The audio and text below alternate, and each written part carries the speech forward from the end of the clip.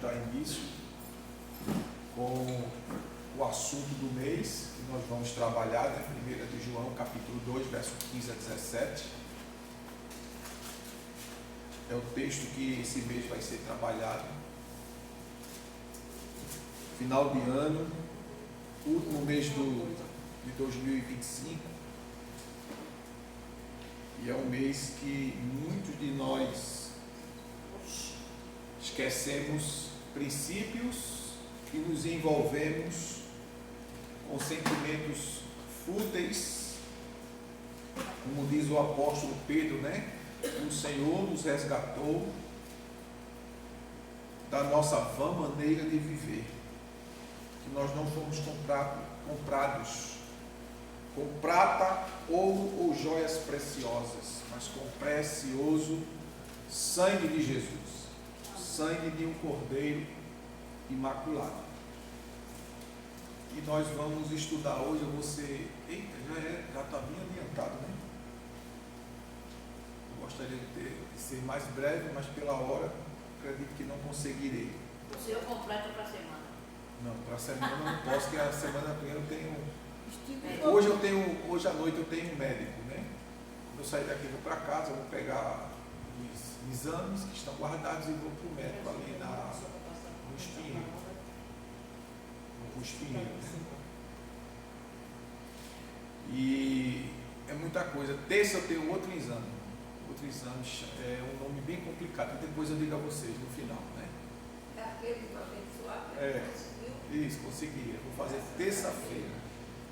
Aí tem que passar a segunda-feira tomando a medicação para na terça-feira estar pronto para fazer o exame. Não é? Então é um exame bem chatinho de se fazer, mas que precisa ser feito.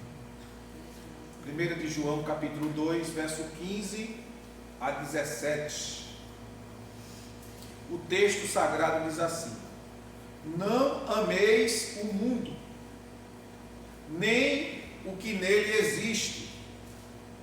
Se alguém ama o mundo, o amor do Pai não está nele. Pois tudo o que há no mundo, as paixões da carne, a cobiça dos olhos e a ostentação dos bens, não provém do Pai, mas do mundo. Ora, o mundo passa, assim como a sua volúpia. Entretanto, aquele que faz a vontade de Deus permanece para sempre. Amém, queridos?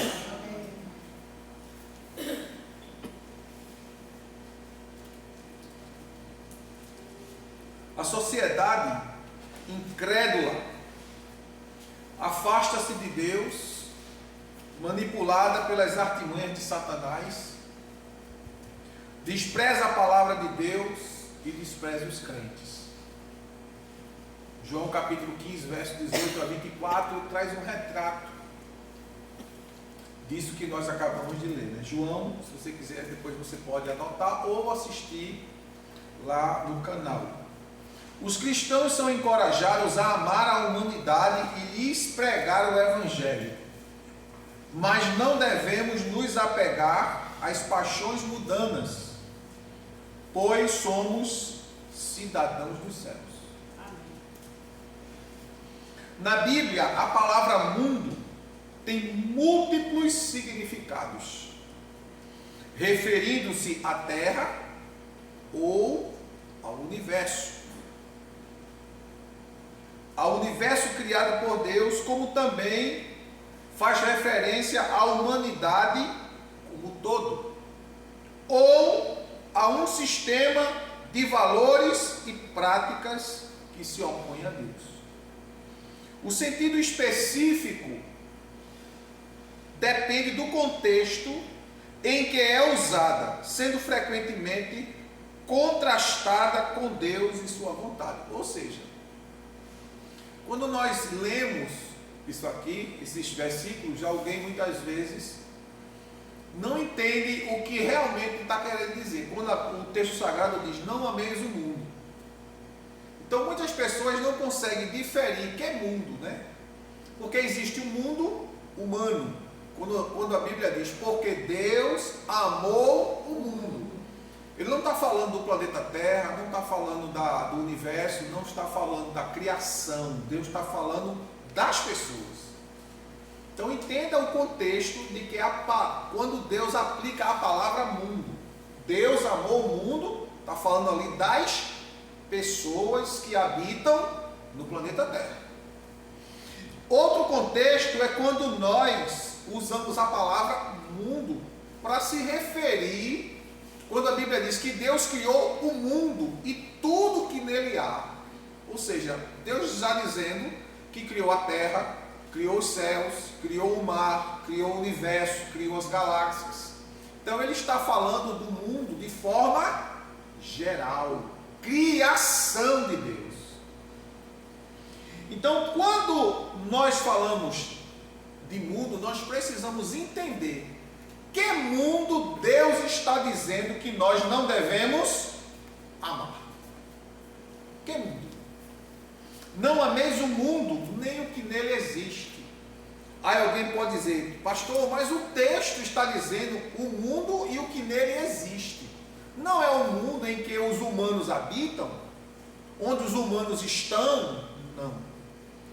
Porque dentro do mundo, planeta Terra, em que os humanos estão, existe outro mundo inserido entre a criação de Deus e o homem. Que mundo é? É um mundo espiritual, um mundo invisível que influencia entre as criaturas de Deus e a obra-prima de Deus, que é o homem. Então, dentro desse contexto, existe um mundo criado, um mundo existente, e existe um mundo espiritual que influencia ambos os lados. E esse mundo espiritual, ele deve ser governado pelos princípios de Deus.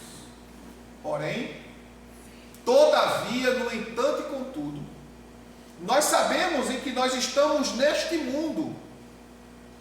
E as pessoas, como nós acabamos de ler, a sociedade incrédula, ela afastou-se de Deus. E a recomendação de Deus para a sua igreja é que nós não devemos amar as coisas do sistema que está inserido entre Deus e este mundo criado, da qual nós, como crentes, estamos habitando. Estamos no mundo, mas nós não somos do mundo. Não é? Então, dentro desse contexto, o apóstolo João conclui o versículo 15, ele diz: se alguém ama o mundo, o amor do Pai não está nele. Então, vamos ser mais detalhistas. Quando eu estou falando não amar o mundo, estou falando de um plano programado espiritualmente por Satanás e seus demônios, que tem colocado na mente das pessoas a se revoltarem contra a pessoa de Deus e os seus princípios. Então, quando a gente fala, quando Deus diz não ameis o mundo, Ele está dizendo não abrace, não aceite, não simpatize com aquilo que o sistema, por meio das coisas que foram criadas, quer lhe seduzir. Porque o mundo seduz, irmãos. O mundo é sedutor. O mundo engana. É tanto que a Bíblia diz que o reino de Deus é tomado à força. Ou seja, a gente tem que se esforçar para não se deixar levar por aquilo que preenche, que alegra os nossos olhos. Porque alegra. É tanto que Jesus disse: se os teus olhos tiver luz, forem bons, o teu corpo terá luz. Se forem maus, vai ter treva. O que ele quer dizer com isso? Nós precisamos ver as coisas dentro da cosmovisão de Deus. Deus trabalha dentro da realidade. E existem muitos crentes que estão vivendo ou querem viver uma utopia. Uma coisa irreal. uma coisa que está fora da realidade. E o sistema quer fazer você acreditar que isso é uma verdade quando não é. Vou citar um exemplo. Inclusive eu citei até no dia do culto jovem aqui que nós falamos sobre cosmovisão. Se eu quisesse Silvio Vieira de Mello, um homem macho, sexo masculino, se eu quisesse ser uma mulher, eu poderia ser? Não. Não tem como. Não tem como. Por mais que alguém diga, eu me sinto, mas não é. Você pode sentir o que for, mas não é. É uma coisa fora da realidade. Fisiologia. Toda célula, todas as células do meu corpo é XY. Toda carga cromossômica é XY. Todos os gametas são masculinos. Então não tem como Silvio se tornar mulher. Não tem. Está fora da realidade. Bota um vestido, bota uma peruca. Pode botar vestido, pode botar prótese, pode botar peruca, pode botar cílio, pode botar peito, pode botar bunda, pode botar o que for. Mas nunca vai ser uma mulher. É macho e acabou. Não tem como mudar. Isso chama-se realidade. Aleluia. Não muda. Então o que é que o mundo, por meio de um sistema corrupto, incrédulo, inimigo de Deus, diz: você pode ser o que você quiser. Não pode. Não pode. Se Deus lhe criou homem, você vai ser homem até o dia que você morrer. Você pode ter todos os seus sentimentos contrários à sua masculinidade, mas você não pode deixar de ser homem. Como você pode ser do sexo feminino e ter todos os sentimentos contrários ao seu sexo biológico, mas você nunca vai ser homem. Vai ser mulher. Não, mas eu sinto. Não interessa o que você sente. O que interessa é a realidade dos fatos. Então o que é que o mundo prega? Você pode ser o que você quiser. Então eu posso ser rico daqui a 10 minutos. Posso? Não. Daqui a meia hora eu vou estar com a mesma força que eu tinha quando tinha 15 anos. Pode? Não, não pode. Vai querer se enganar? Vou enganar quem? Está fora da realidade. Então Deus trabalha dentro da realidade. Então, quando a palavra de Deus diz: não ameis o mundo, nem o que no mundo há, Deus está dizendo: tem um sistema dentro do planeta Terra, entre os céus e a terra, que está entre os homens, tentando influenciar os homens, que são, ou que são não, que é a principal obra da criação, é o homem. Observe que Deus não começou criando o homem. O homem foi a última coisa que Deus criou. Porque Deus preparou primeiro um ambiente para o homem habitar, para que quando o homem chegasse, ele dominasse sobre tudo que estava criado. E disse Deus: façamos o homem a nossa imagem, conforme a nossa semelhança. E domine o homem sobre as aves do céu, sobre os peixes do mar, sobre os répteis da terra, e etc, e etc, e etc. Foi o último a ser criado, mas é o que domina, porque ele é a imagem e semelhança de Deus. E o mundo quer, infelizmente, está entrando igreja. Quando eu digo dentro da igreja, eu dentro do prédio. Porque a igreja de Cristo continuará sendo pura. Aleluia. E essas pessoas que entram dentro do prédio do templo querem trazer as coisas do mundo e agregar aos princípios de Deus. Não pode. É misturar o santo com o profano. Não pode. E o conselho de Deus é: se alguém ama o mundo, o amor do Pai não está nele. Paulo, quando escreve aos Romanos, no capítulo 12, verso 2, ele diz: e não vos conformeis com este mundo. Não se conforme. A palavra ali no grego, que foi escrito, o Novo Testamento, está dizendo: não tome o modelo, o padrão de vida do mundo. Não serve para você. Não, no caso, para os crentes. Estou falando para crente. Essa carta foi escrita para crente. Foi escrita para ímpio. Foi escrita para crente. E ele continua dizendo: pois tudo o que há no mundo, as paixões da carne. O que é que a paixão faz?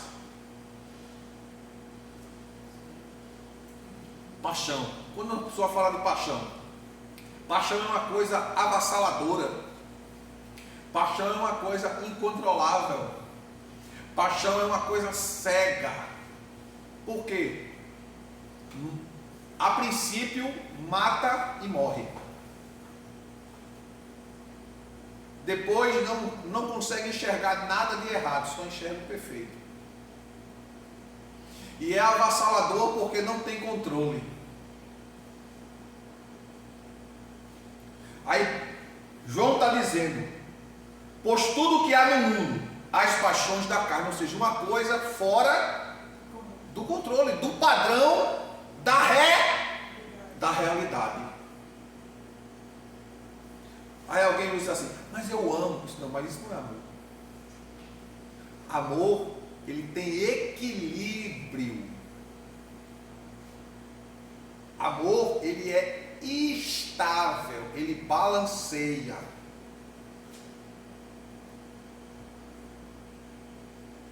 O amor não oprime, o amor não machuca, o amor não fere. O amor, diz o apóstolo Paulo, no capítulo 13 de 1 Coríntios, não arde em ciúmes.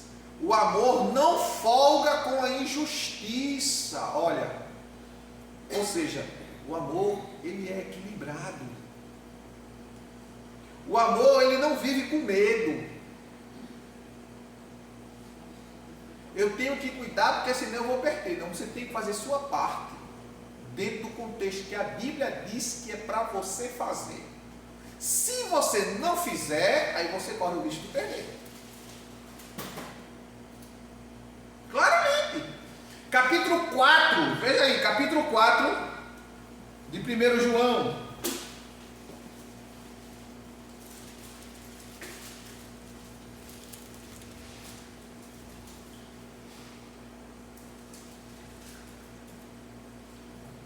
Verso 18. No amor não existe o quê? Medo. Medo, temor, não é? Antes, o perfeito amor lança fora o quê? Todo medo. Ora, o medo pressupõe o quê? Tormento, punição, sofrimento. E aquele que teme não está aperfeiçoado no amor. Então quem ama, independente do que façam, eu amo. Mas ele fez o mal a você, ele fez isso, eu amo. O perdão já está liberado. O problema não é eu que amo, o problema é ele que não reconhece o amor. Aí não é seu problema, é da pessoa que faz o mal. Porque às vezes a gente fica querendo, escuta bem,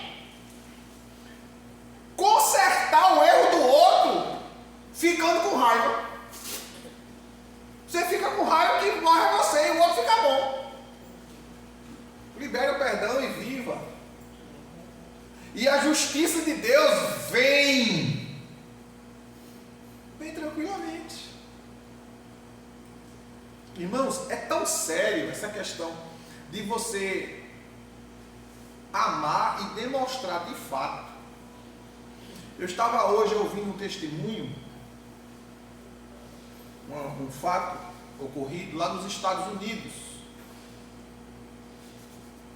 E um casal casado há 4 anos. E ela chegou para o marido, já há 4 anos convivendo com ele, influenciada, escute bem, por outras mulheres da faculdade. Ele mantinha a casa, ajudava ela a pagar a faculdade. E hoje você sabe que as faculdades estão recheadas de pessoas que querem viver de utopia, fora da realidade. E o grupo de amigas dela começou a dizer para ela: rapaz, esse teu marido é muito controlador. Esse teu marido, ele quer muito te dominar. Esse teu marido não está preocupado com o teu bem-estar. E só falava defeito do marido que ele não tinha. Porque ela estava na faculdade: olha, tu estás aonde? Já largasse? Quer que eu vá te buscar? Não, não preciso. Quando chegava em casa 2 horas da manhã: onde é que tu estava de 2 horas até agora? Estava com as amigas. Eu não lhe deu satisfação. E passou uma semana, passou 2 semanas, e a coisa foi piorando, chegando cada vez mais tarde, estava com as amigas. Com quem? Com aquelas que viviam de utopia. Que na linguagem dos americanos, eles chamam de bandeira vermelha. Um colega dele disse assim: tua esposa está ouvindo a bandeira vermelha, que depois eu digo a vocês o que é a sigla bandeira vermelha. Essa é uma linguagem usada pelos americanos. Ele disse não. Ele querendo defender a esposa, né? Ela deve estar estressada, a faculdade é muito puxado. Ele sempre relativizando para tentar entender o que é que estava realmente acontecendo, que a mulher dele mudou de repente. Até que um dia ela chegou: você é controlador, você é opressor, você me pressiona muito, você oprime financeiramente. E ele ouvindo. Até que ela chegou e disse assim: olha, você é tão ruim, você não me merece. Você não me merece. E para fechar, ela disse assim: eu estou com você há esses anos todinhos, mas eu não sinto nada por você. E foi muito mais além do que eu estou dizendo aqui, estou só resumindo. E ele: tudo bem. Ele não gritou, ele não esperneou, ele não esculhambou, não disse nada. Continuou na mesma casa, pegou as coisinhas dele, levou para o quarto de hóspede, começou a dormir em camas separadas. E os americanos têm costumes diferentes do nosso, porque quando eles casam, tudo que eles fazem em conjunto. Tudo é pago em conjunto. Só que ele pagava tudo, porque até então ela estava estudando, e o que ela ganhava nas questões de estágio e tudo mais não dava para cobrir a despesa. Ele cobria tudo por ela. Foi o que ele fez? Deixou de fazer. Foi para o computador, desvinculou a conta. O salário dele não ia mais para a conta conjunta, ia para uma conta individual. As contas da casa, ele desvinculou tudinho, botou tudo para o nome dela. O contrato da casa botou para o nome dela. Quando foi 2 dias depois, sem dizer nada, fez a malinha dele e foi-se embora. cartão de crédito, que era tudo no nome dele, que ele colocou ela como dependente. Ele começou a fazer um rastreio e descobriu que ela estava gastando além do que podia se pagar. E quem estava cobrindo? Ele. Como o débito era automático, que caía direto na conta dele, ele nunca prestava atenção. Mas como o comportamento dela começou a mudar, porque ela começou a ouvir quem não deveria ouvir.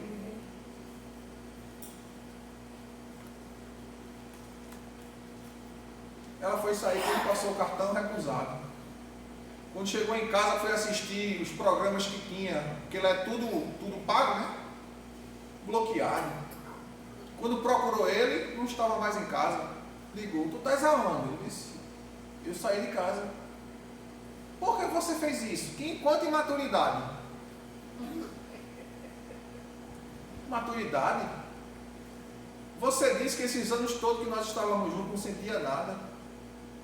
Eu bancava isso, aí começou a dizer o que ele fazia, né? E você desclassificou, desmoralizou, desconsiderou tudo que eu faço. Então você tem condições de sobreviver sozinho.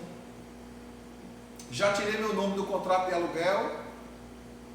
O aluguel o encerramento do contrato é daqui a 4 meses.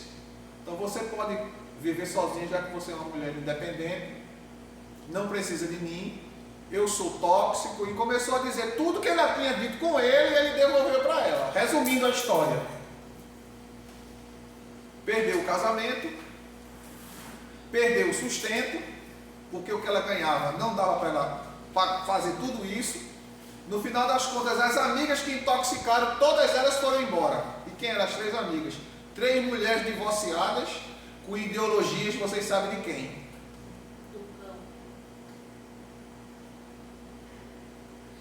E que ela tentou, de todas as forças depois, reatar. Ele disse: não quero mais. Por quê? Porque ela aderiu a um sistema do mundo. O homem é tóxico. A masculinidade do homem é prejudicial. Então ele disse: vá viver de acordo com a sua ideologia. Então, quando você abraça, irmãos, o mundo e o seu sistema, cedo ou tarde você vai quebrar a cara. Porque Deus, ele criou um projeto para que os seus servos sigam. Se seguir, está tudo certo. Dá errado não. Porque Deus não planeja errado. 28 de Deuteronômio: se hoje ouvirdes a minha voz e obedecerdes a todos os meus estatutos, vivereis, e todas as bênçãos virão, te alcançarão.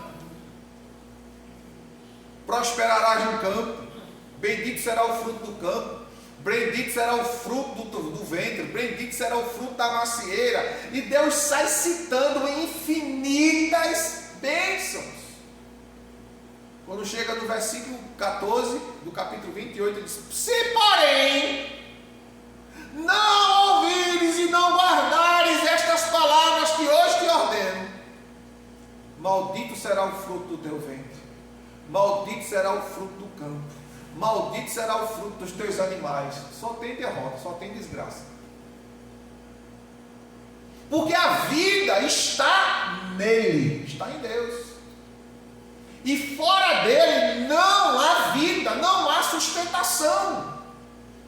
Então não se iluda. Não se iluda. Não se permita ser seduzido. Deus está dizendo aqui, olha: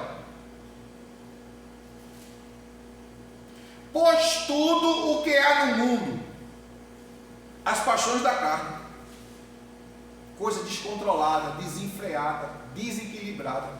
Deus fez o homem, mas o homem estava só. Ele disse: eu vou trazer um ponto de equilíbrio, trazer a mulher para equilibrar. Ambos, um depende do outro, e os dois dependem de Deus. É Deus que edifica, é Deus que constrói, um através do outro. E aí, Deus está dizendo aqui na sua palavra, as paixões da carne, a cobiça dos olhos. Tudo que vê quer. Tudo que vê quer. É a mesma coisa que eu dizer hoje, né? Eu gosto muito de carro. E hoje eu não tenho carro. Mas eu chego na hora assim, eu vou comprar um Evoque. Acho que você não sabe nem o que é isso. Eu mesmo não Pois sei. é. Eu sei. É só Volkswagen, né? Eu vou comprar um Evoque. Da Land Rover. Olha, é bom. Vou comprar. Eu estou dizendo, eu vou comprar. Mas eu posso comprar? Não. Não! Então não tem nem o que ficar. Meu Deus, eu quero aquele carro. Não. Eu compro para pagar pela fé. Não existe isso. Pela fé. Vou fazer um fiado, irmão, Pela fé. e Jesus vai mandar. Não é assim não. Deus usa o que a gente tem. O que é que tu tem em casa? Eu tenho um pouquinho de azeite na botija, um pouquinho de farinha na panela. Pronto, aí eu vou multiplicar. Mas se você não tem nada,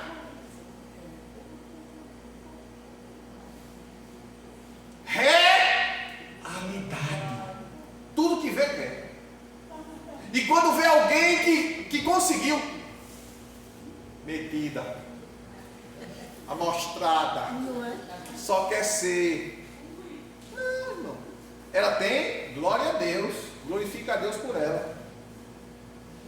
Louve a Deus por ele. Mas não fique com raiva porque ele tem e você não tem. Ele conquistou e você não conquistou. Não cobice. Está dentro do contexto dos mandamentos. Não cobiçarás as coisas do teu próximo, nem sua esposa, nem seu burro, nem sua vaca, nem seus bens, nada. Não cobiçarás. E a Bíblia fala aqui, a cobiça dos olhos. Olha, e a ostentação dos bens. Tem gente que tem, não é porque precisa, tem, compra, gasta para mostrar que pode, ou que é melhor que os outros. Ostentação. Vou dar outro exemplo dentro do contexto de veículo. Esse ano, um exemplo, né? Eu estou com um Evoque, mas o ano que vem eu vou comprar uma Ferrari.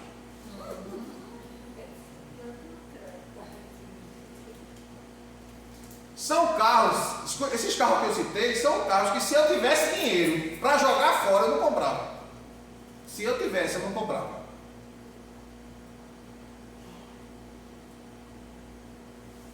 São carros que não servem para mim, servem para quem tem a soberba da vida. Porque um carro que só posso levar uma pessoa do lado, se passar por cima de um caroço de arroz, arrasta o fundo. Não serve, para mim não serve. Quanto custa? $1,5 milhão. Se me der, no outro dia eu vendo. Vai ganhar um bom dinheiro. Pois é, vendo no mesmo dia. Se não der, se der, eu vendo no mesmo dia.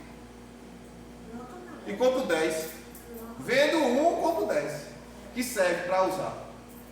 Compro logo um carro grande para a igreja. Vamos usar aqui para a igreja, porque quando for sair dá para todo mundo ir. É uma van. Isso mesmo. Vocês estão cobiça, ostentar, eu vou ostentar. Olha, escuta. Tu sabe quanto foi esse terno, irmão? Esse terno foi R$10.000. Aí chega para mim, sabe quanto foi o meu? Foi 350. Comprei da Catã. Até é fogo, né? Estou bem vestido como tu. Pois está muito engraçado. Estou vestido. E tá arrumado. Estou arrumadinho. Estou limpinho. Eu quero saber se o teu terno é de 10 mil, de 20 mil. Para mim, não tem diferença não. O que vale, irmão, é o que está dentro. Jesus não vem buscar esse prédio aqui, olha. Por mais bonito e organizado que ele esteja, vai ficar. Jesus vem buscar quem está dentro do prédio, a igreja. Aleluia.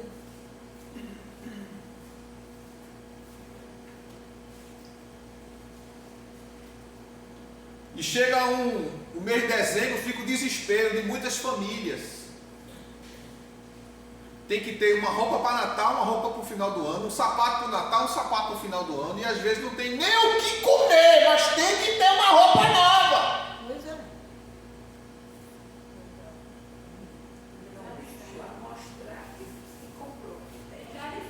Natal, ninguém segue tradição humana, a gente segue o que está na Bíblia.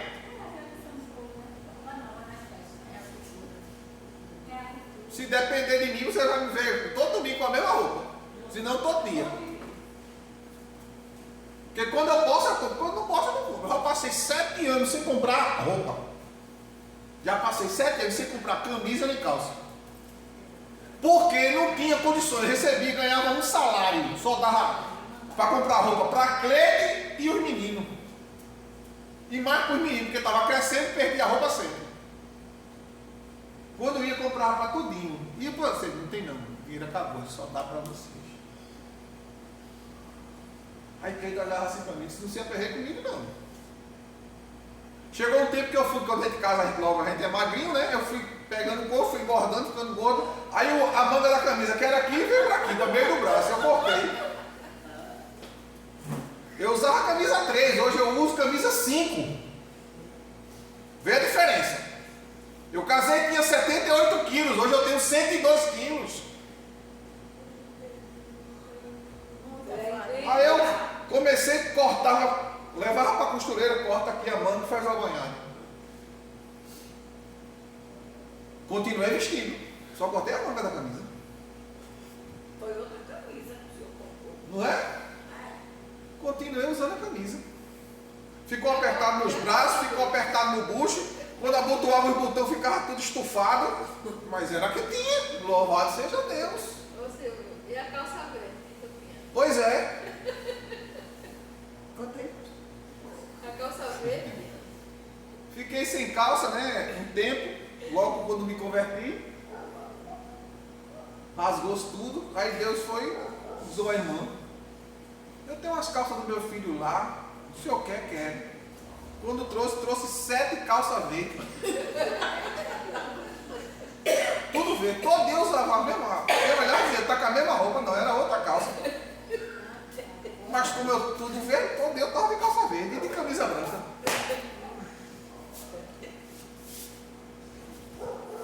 Então nós estamos vivendo, irmãos, dentro de uma sociedade, dentro de um sistema em que ele recebe, ele julga, ele valoriza você pelo que você tem, não por aquilo que você é. Por isso que Jesus, quando foi viver, depois que ele nasceu, ele foi viver em Nazaré, porque ele não estava nem no mapa das Escrituras. Onde esse homem mora? Nazaré, onde é isso? Tem no mapa não. Que lugar é esse? Aquele lugar que o esgoto é céu aberto, o pessoal vive tudo lá leprento, cheio de, um exemplo, né? Cheio de dengue, as crianças cheias de bite-bite nas pernas, é aquele lugar ali, e vem alguma coisa boa do nada, vem cá, vem que tu vê. Quem era? Jesus.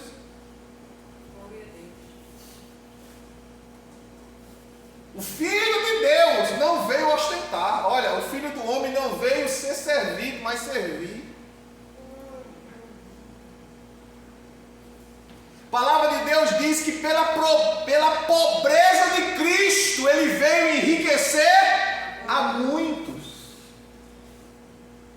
E a gente vê hoje, irmãos, eu vou abrir aqui um parênteses. Não estou fazendo apologia à pobreza, não. Nem dizendo que seja pobre, não lute, não. Estude, se qualifique, trabalhe, ganhe dinheiro, se puder, ganhe muito. Agora, não ostente, não coloque seu coração nas riquezas, coloque seu coração em Deus, porque as riquezas passam. As riquezas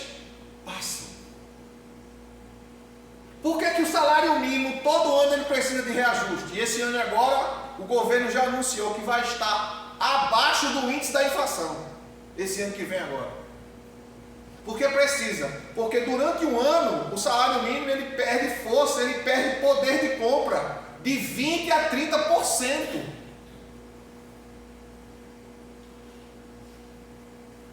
Então ele precisa ser reajustado para que você continue sobrevivendo. Porque na medida que os meses vão passando, a moeda vai se desvalorizando, porque as coisas vão aumentando. Então você perde o poder de compra. Aí as pessoas ficam preocupadas, não, porque é bom a gente estar com a roupa nova. É bom. Se você pode comprar, compre. Mas não compre para ostentar. Compre porque precisa. Não compre para aparecer.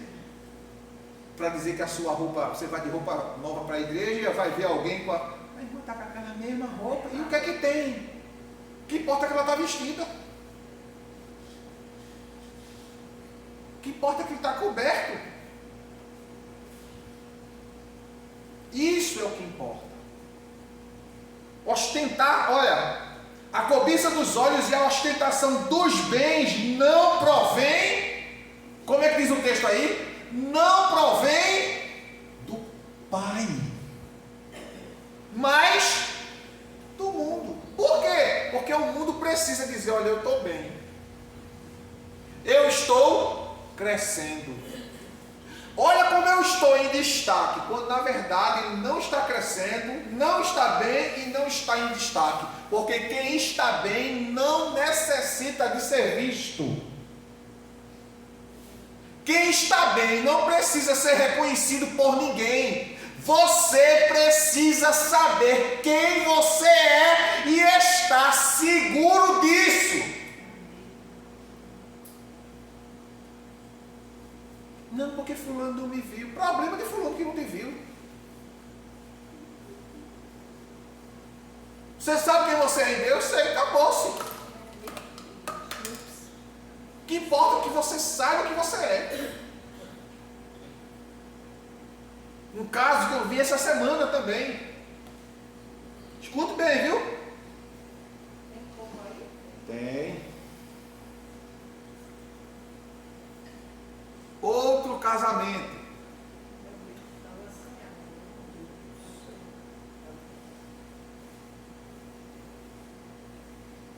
Casado há 4 anos. Vivia muito bem. Escute bem, viviam ótimos. Mas tinha alguém dentro da família que tinha inveja. A irmã com inveja da irmã. Como ela não queria destruir a imagem da irmã, ela destruiu a imagem do marido. Porque sabia como a irmã iria reagir. Está o cara em casa, tomando seu café da manhã, a esposa entra, sem dizer nada. Chega diante dele, dá-lhe um tapa no rosto. E ele pergunta o que foi que houve. E ela começa a detratá-lo, humilhá-lo. Ele não diz nada, ele fica sem saber. Daqui a pouco, entre os 2 irmãos dela, pega ele, dá-lhe uma surra. E ele sem saber o que tinha acontecido. E a esposa chamando ele de monstro. A sogra começou a chamar ele de monstro. Coisas absurdas, ele sem saber. Ali ele entrou, pegou as coisas dele, foi para um hotel. Quando chegou no hotel, abriu o tablet dele, tirou tudo que estava relacionado com a esposa, apagou, conta, tudo. Passou 3 dias nesse hotel, pensando o que era que ele ia fazer. A empresa ligou para ele, disse que ele estava demitido porque foram na empresa dizer que ele tinha abusado da cunhada.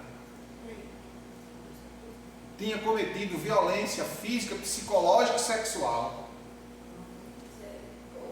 Escute bem, a empresa demitiu ele.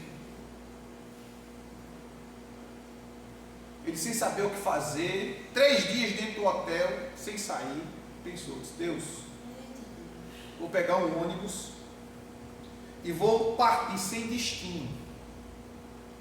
Chegou na rodoviária, pediu uma passagem, e a atendente, você quer uma passagem para onde? Para qualquer lugar, longe daqui. Ele não sabia nem como estava indo. A mulher foi, fez a passagem, ele pagou, ele entrou no ônibus, sentou na última cadeira, foi-se embora. Quando chegou lá na outra cidade, quase 12 horas de viagem dentro de um ônibus, ele só soube que chegou porque o motorista foi acordar ele. Chegamos. Desceu do ônibus, se hospedou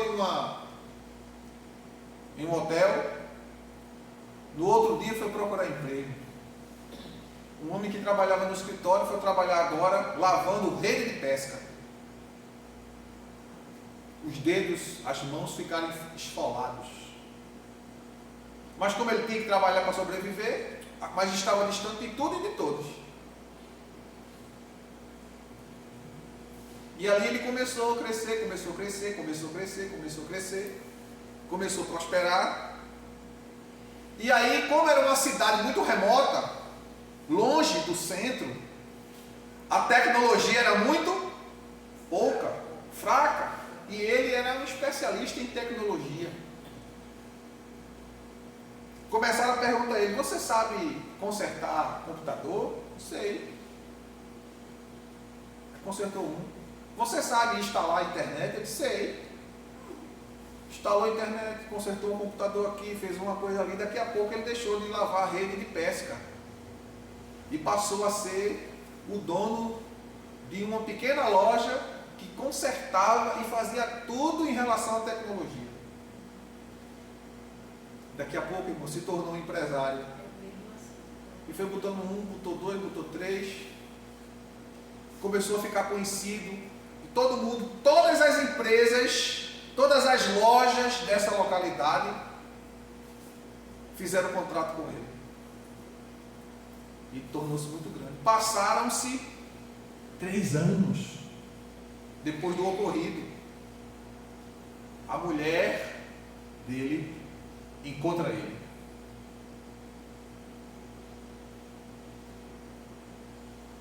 E quando encontra ele, nesse dia, diz, né, o testemunho, chovendo muito.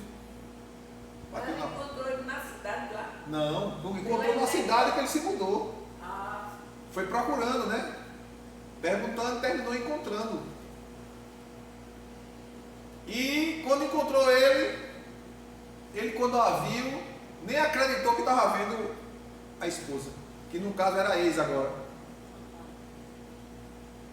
E ela entra, ela pede para entrar, não pode entrar. E começa a chorar e pede perdão a ele.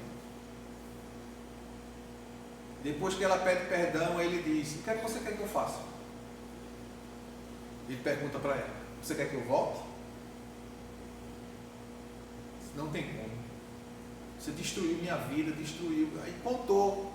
Aí pegou um dos amigos dele que tinha ficado na cidade. 6 meses depois que ele tinha saído, mandou para ele um pendrive. Que ele conseguiu gravar a cunhada dele, que tinha dito que ele tinha abusado dela, falando que tinha conseguido destruir o casamento dele, porque não conseguia, não suportava ele, porque ele era muito certo.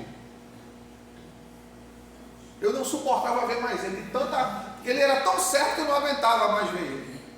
Como eu não queria destruir minha irmã porque era de sangue, eu quis destruir ele, porque se eu destruísse ele, eu destruía o casamento dela. E aí ele pegou, deu um pendrive para a esposa ouvir. E aí, irmãos, os irmãos dela perderam seus empregos.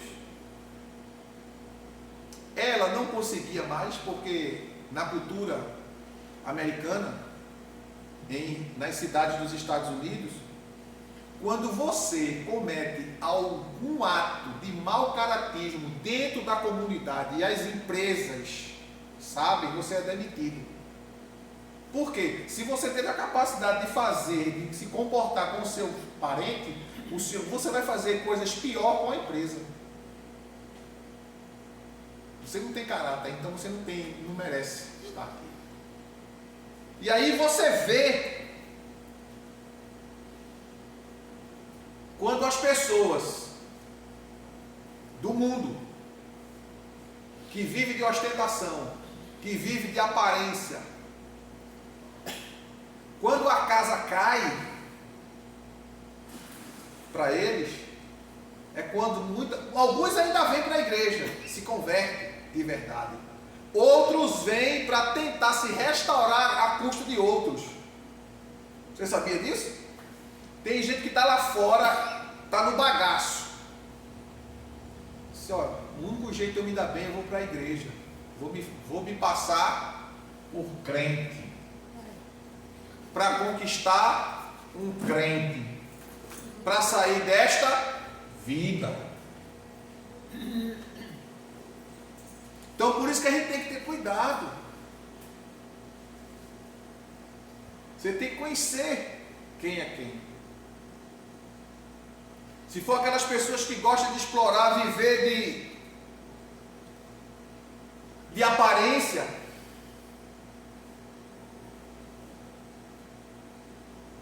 achando que roupa, carro, casa grande, bonita, é sinal de caráter, de bênção, porque as pessoas classificam o outro assim. Tem uma denominação aí que eu não vou citar o nome, que vocês provavelmente devem saber. Quando chega 1 ano, 2 anos, se você não trocar de carro, você não é um crente próspero. Você não é um homem abençoado. Por que eu não sou? Porque você não trocou de carro. Deus não está com você. Converse.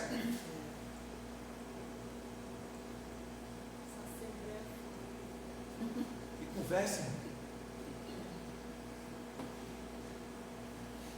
A palavra de Deus manda a gente viver de forma simples. Portanto, Jesus disse, olha, sejam simples como as pombas, prudentes como as serpentes. Simplicidade. Se Deus te capacitou para tu ter 5 talentos e dos 5 ficar com 10, olha, glória a Deus. Mas Deus te deu 1 para tu usar 1, não enterra não. Usa e glorifica a Deus por 1 que tu tem. Para concluir, o termo, vamos lá, o termo grego traduzido aqui por vida, no verso 16. Pois tudo que há no mundo, as paixões da carne, a cobiça dos olhos, a soberba da vida, não vem do Pai. Não diz aí soberba da vida? Sim. O termo grego traduzido aqui por vida também pode ser traduzido por riquezas. Na minha Bíblia aqui, que é a Bíblia King James atualizada, a tradução diz ostentação da vida, ostentação dos bens. Ou quantas vezes, escute bem, viu? Quantas vezes você não disse assim, Senhor, eu sou tão pobre, eu não tenho nada, Jesus, eu sou uma assalariada. Um exemplo. Não diga isso, irmão. Você é uma princesa. Você é um príncipe. O diabo tem que lhe destruir, porque sobre você tem uma coroa eterna. Guarda o que tens, para que ninguém tome a tua coroa. Você pode ter a roupa mais linda, mais bela, mas se não tiver santidade, não entra no céu. Pode ter o melhor carro. Eu já fui barrado, convidado da festa, testemunha do casamento, não estacionei o carro dentro do clube, porque o meu carro era um Fusca. E depois, quando eu vim para a igreja, aqui roubaram lá no outro prédio e ainda foram dizer que eu tinha feito um acordo com o ladrão para roubar o carro.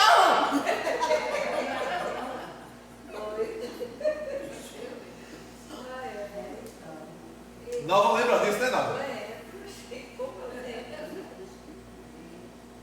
Não, você não pode estacionar aqui, não. Mas por quê? Eu sou testemunha. Não, porque o seu carro não tem condições de estacionar aqui. Não estaciona aí fora mesmo. Porque era um Fusca.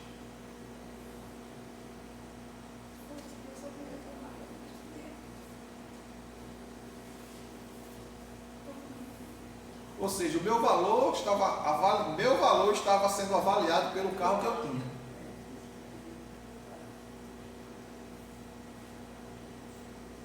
Os maiores ladrões do Brasil e do mundo andam nos melhores carros. Ou não? É um fato. É um fato. E ainda blindados, né?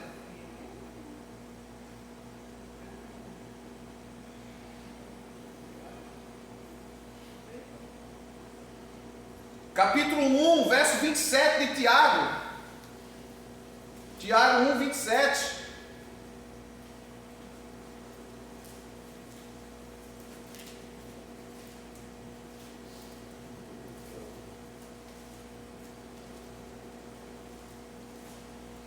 Forte, viu? A religião que Deus, o nosso Pai, aceita como sincera e imaculada é esta: cuidar dos órfãos, das viúvas em suas dificuldades, especialmente não se deixar corromper pelas filosofias mundanas, que Paulo classifica como vãs filosofias, modo de vida sem nenhum valor. Em Tiago capítulo 4, verso 4, Tiago capítulo 4, verso 4, o apóstolo Tiago diz: adúlteros, ou não estáis cientes de que a amizade com o mundo é inimizade contra Deus? Ora, quem quer ser amigo do mundo torna-se inimigo de Deus.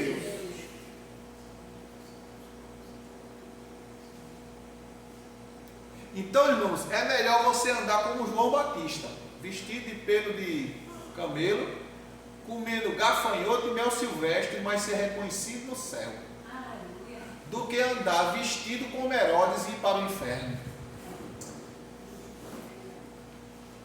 É melhor comer a comida do deserto,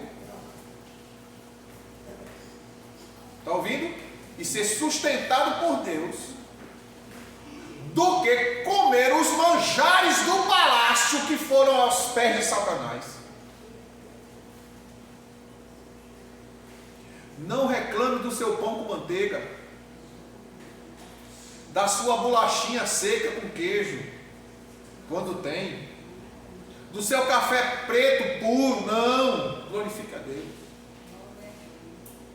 Diga: Jesus, eu vou comer cuscuz hoje novo, dê glória a Deus que eu vou comer cuscuz.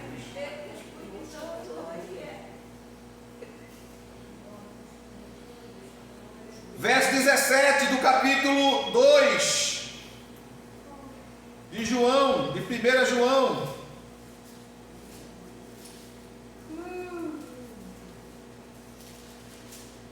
Ora, o mundo passa, assim como a sua ou volúpia, concupiscência, desejo exagerado.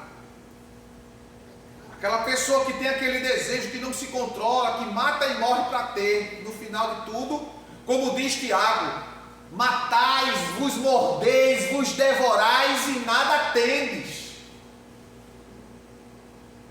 Inveja.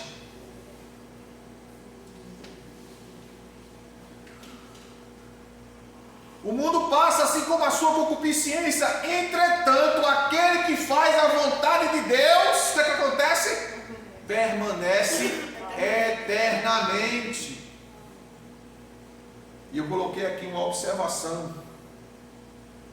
A vontade de Deus sendo realizada, a plenitude dele habitará permanentemente em nós. E receberemos a eternidade com ele. Esse é o preço daqueles que não se iludem com o sistema. Esse é o preço daqueles que receberão o galardão eterno. Aqueles que fazem a vontade de Deus. João capítulo 7, verso 17. Veja o que Jesus disse. João 7 e 17.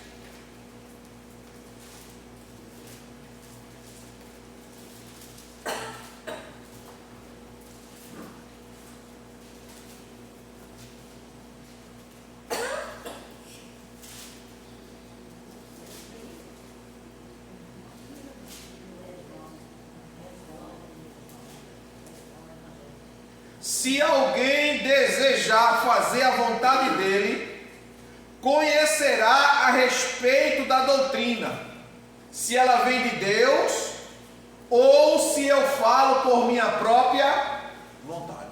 Ou seja, se alguém aceitar fazer a vontade de Deus, é que vai descobrir quem de fato faz a vontade de Jesus. Porque vai entender pelo Espírito Santo que é verdade, que é um fato. Ainda em João 14, 23, Jesus diz: aquele que me ama, guardará a minha palavra. Quem ama, guarda. Não é? A palavra de Deus. Mateus 7, e verso 24.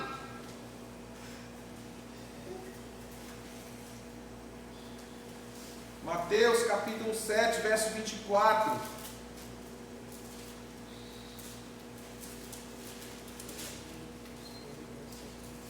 Jesus diz, olha o que Jesus diz: assim todo aquele que ouve estas minhas palavras e as pratica, será comparado a um homem sábio que construiu a sua casa sobre a rocha. Ou seja, Jesus está dizendo sobre a realidade.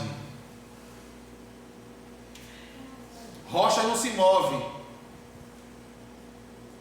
Agora, aquele que constrói a casa sobre a areia, quando bate a chuva, a areia vai-se embora, a água leva, a casa cai.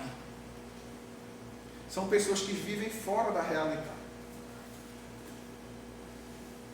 Louvado seja o nome de Jesus.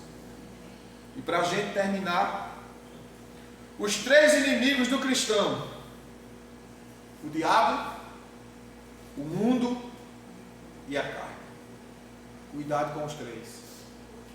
Não se deixe iludir. Não se deixe iludir. Estamos no final de ano. E uma mensagem como essa, nos dias atuais, é ser negacionista. Não é? Como a irmã Marisa falou, é a tradição. É negar a tradição. Não, irmãos. A gente segue a Escritura, palavra de Deus. Se as tradições não respeitam isso, não respeitam a palavra, dane-se as tradições e viva a palavra de Deus. Amém? Que Deus continue nos abençoando em nome de Jesus.